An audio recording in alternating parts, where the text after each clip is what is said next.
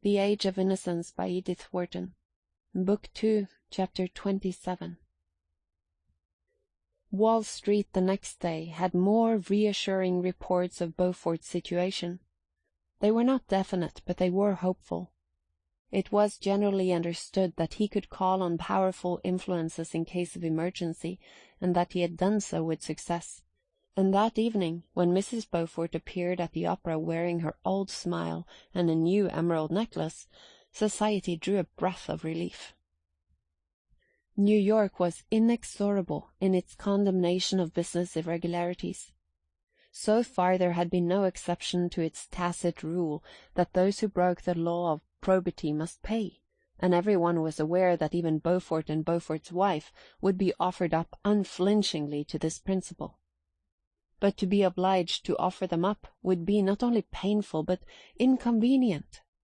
The disappearance of the Beauforts would leave a considerable void in their compact little circle, and those who were too ignorant or too careless to shudder at the moral catastrophe bewailed in advance the loss of the best ballroom in New York. Archer had definitely made up his mind to go to Washington. He was waiting only for the opening of the lawsuit of which he had spoken to May, so that its date might coincide with that of his visit. But on the following Tuesday he learned from Mr. Letterblair that the case might be postponed for several weeks. Nevertheless, he went home that afternoon, determined in any event to leave the next evening. The chances were that May, who knew nothing of his professional life, and had never shown any interest in it, would not learn of the postponement, should it take place, nor remember the names of the litigants if they were mentioned before her, and at any rate he could no longer put off seeing Madame Olenska. There were too many things that he must say to her. On the Wednesday morning, when he reached his office, Mr. Letterblair met him with a troubled face. Beaufort, after all, had not managed to tide over, but by setting afloat the rumour that he had done so, he had reassured his depositors, and heavy payments had poured into the bank till the previous evening, when disturbing reports again began to predominate. In consequence, a run on the bank had begun, and its doors were likely to close before the day was over. The ugliest things were being said of Beaufort's dastardly manoeuvre, and his failure promised to be one of the most discreditable in the history of Wall Street.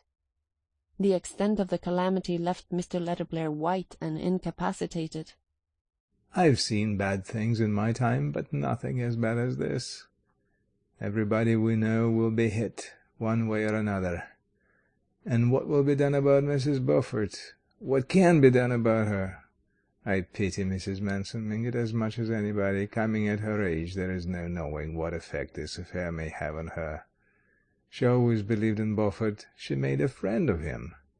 And there's the whole Dallas connection. Poor Mrs. Beaufort is related to every one of you. Her only chance would be to leave her husband. Yet how can anyone tell her so? Her duty is at his side, and luckily she seems always to have been blind to his private weaknesses." There was a knock, and Mr. Letterblair turned his head sharply. "What is it? I can't be disturbed." A clerk brought in a letter for Archer and withdrew. Recognizing his wife's hand, the young man opened the envelope and read, "Won't you please come uptown as early as you can? Granny had a slight stroke last night. In some mysterious way she found out before anyone else this awful news about the bank. Uncle Lovell is away shooting, and the idea of the disgrace has made poor papa so nervous that he has a temperature and can't leave his room. Mamma needs you dreadfully, and I do hope you can get away at once and go straight to Granny's." Archer handed the note to his senior partner, and a few minutes later was crawling northward in a crowded horse-car, which he exchanged at 14th Street for one of the high staggering omnibuses of the Fifth Avenue line. It was after 12 o'clock when this laborious vehicle dropped him at Old Catherine's.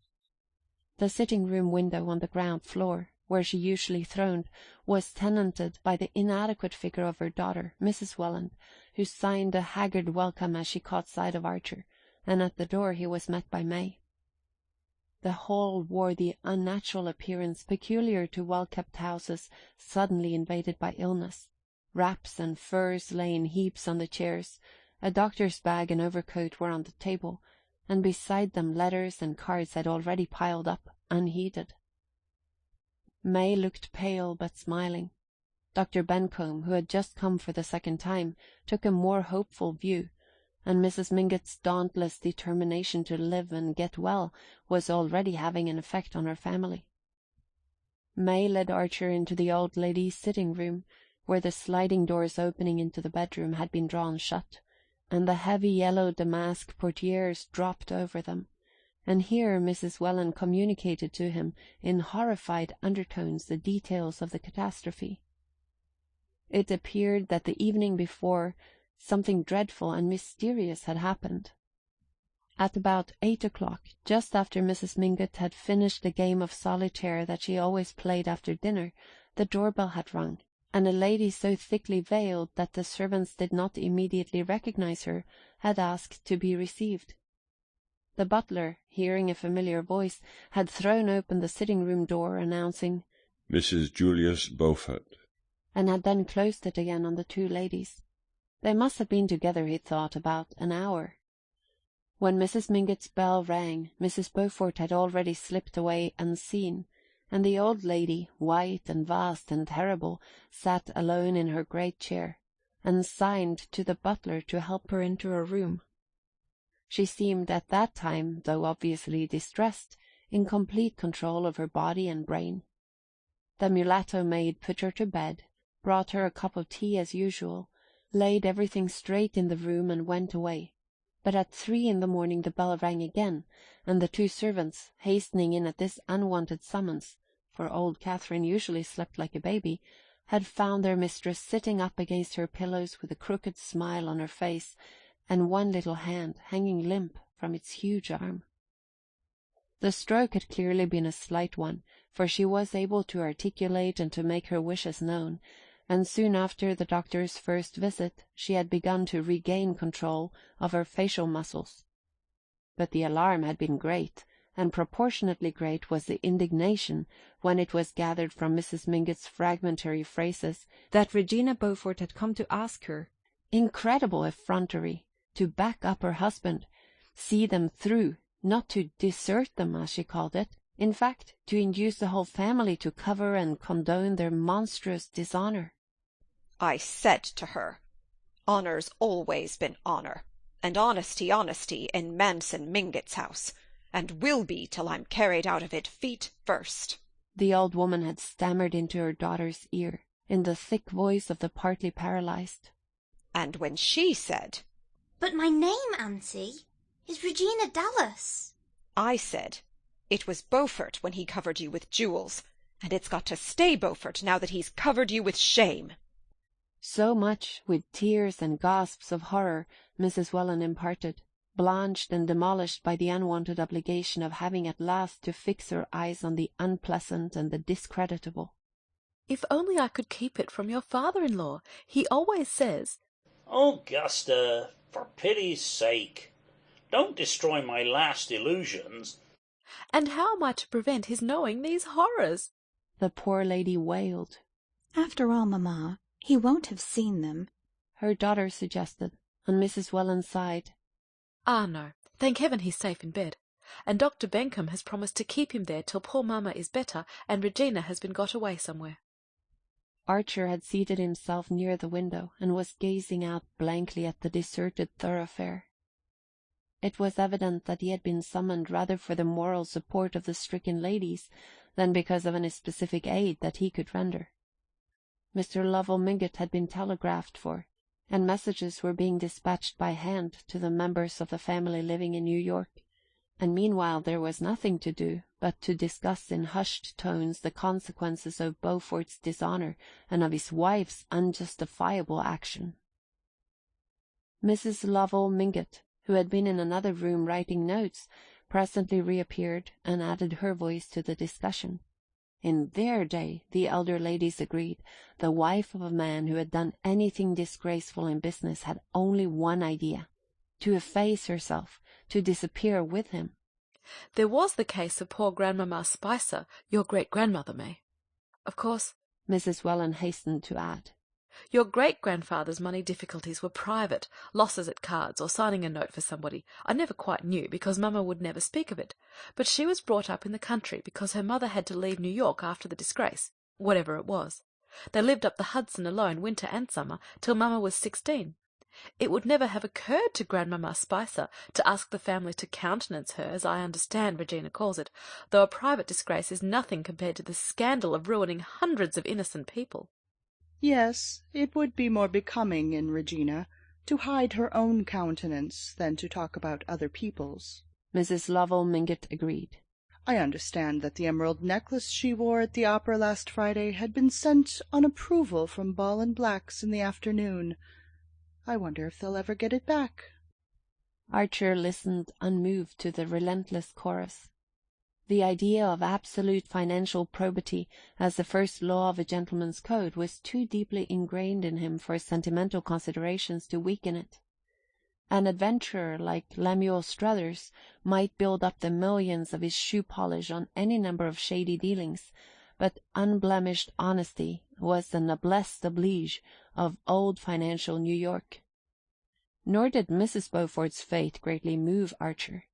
He felt, no doubt, more sorry for her than her indignant relatives, but it seemed to him that the tie between husband and wife, even if breakable in prosperity, should be indissoluble in misfortune.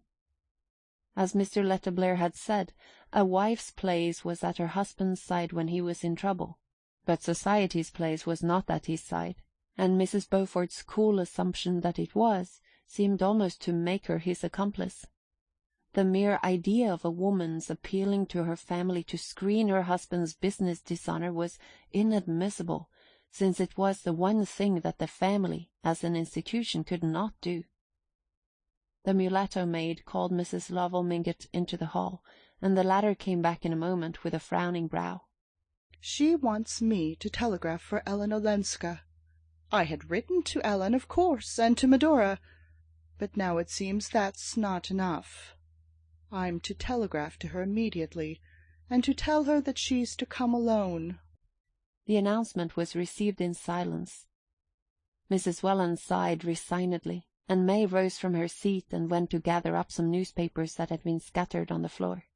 I suppose it must be done, Mrs. Lovell Mingott continued, as if hoping to be contradicted, and May turned back toward the middle of the room.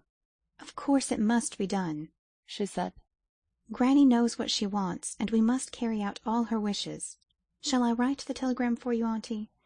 If it goes at once, Ellen can probably catch tomorrow morning's train. She pronounced the syllables of the name with a peculiar clearness, as if she had tapped on 2 silver bells. May turned to her husband with a smile. But here's Newland, ready to do anything. Will you take the telegram, Newland? There'll be just time before luncheon. Archer rose with a murmur of readiness, and she seated herself at old Catherine's rosewood bonheur de jour, and wrote out the message in her large immature hand. When it was written she blotted it neatly and handed it to Archer. What a pity, she said, that you and Ellen will cross each other on the way. Newland, she added, turning to her mother and aunt, is obliged to go to Washington about a patent lawsuit that is coming up before the Supreme Court. I suppose Uncle Lovell will be back by tomorrow night, and with Granny improving so much, it doesn't seem right to ask Newland to give up such an important engagement for the firm, does it? She paused as if for an answer, and Mrs. Welland hastily declared, "Oh, of course not, darling. Your Granny would be the last person to wish it." As Archer left the room with the telegram, he heard his mother-in-law add, presumably to Mrs. Lovell Mingott, "But why on earth she should make you telegraph for Ellen Olenska?" And May's clear voice rejoin, "Perhaps it's to urge on her again that after all her duty is with her husband." The outer door closed on Archer, and he walked hastily away toward the telegraph office. End of Book 2, Chapter 27 of The Age of Innocence.